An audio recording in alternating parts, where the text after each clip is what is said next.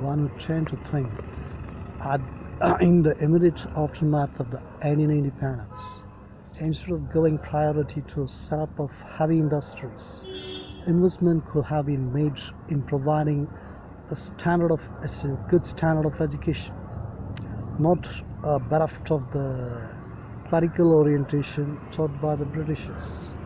That was required during the colonial era, but after independence, the Indian people had to be educated in all aspects of life, not just clerical.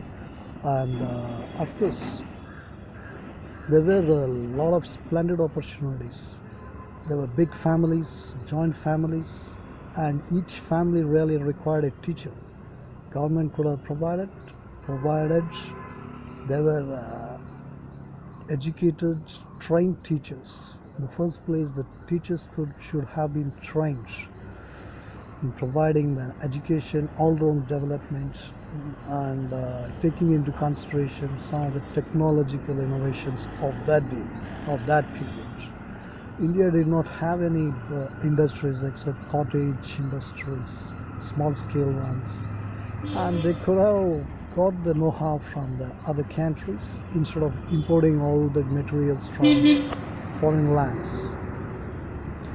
And of course, a lot of for infrastructure, a lot of funds need not be spent because the trees could have provided a canopy from the sun and the rain.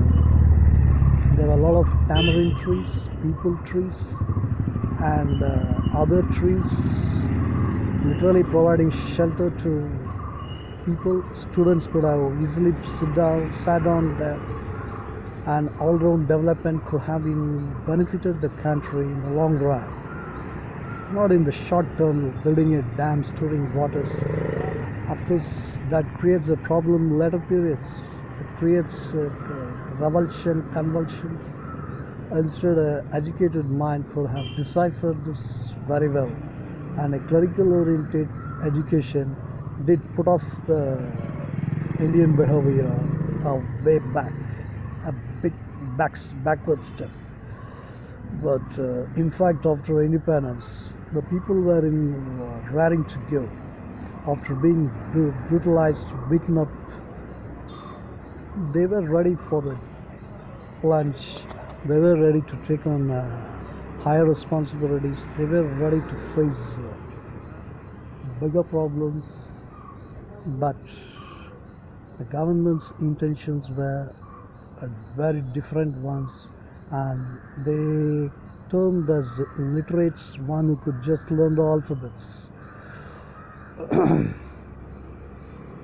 Therefore, a splendid opportunity was, even to this day, one sees the behavior of some sections of the people, the trade union office bearers, the administrators, the operative section, and various other sections of the people. Some of them, one would tend to think it would be better off if these people had been illiterates.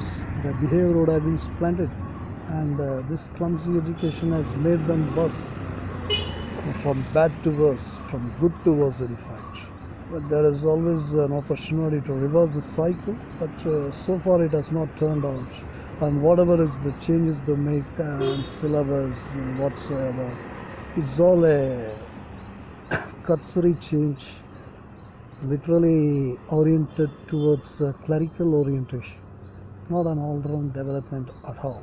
Probably in the coming decades, one can see a vast improvement, and of course, this has to happen as India gained independence in the long run. This cycle has also happened.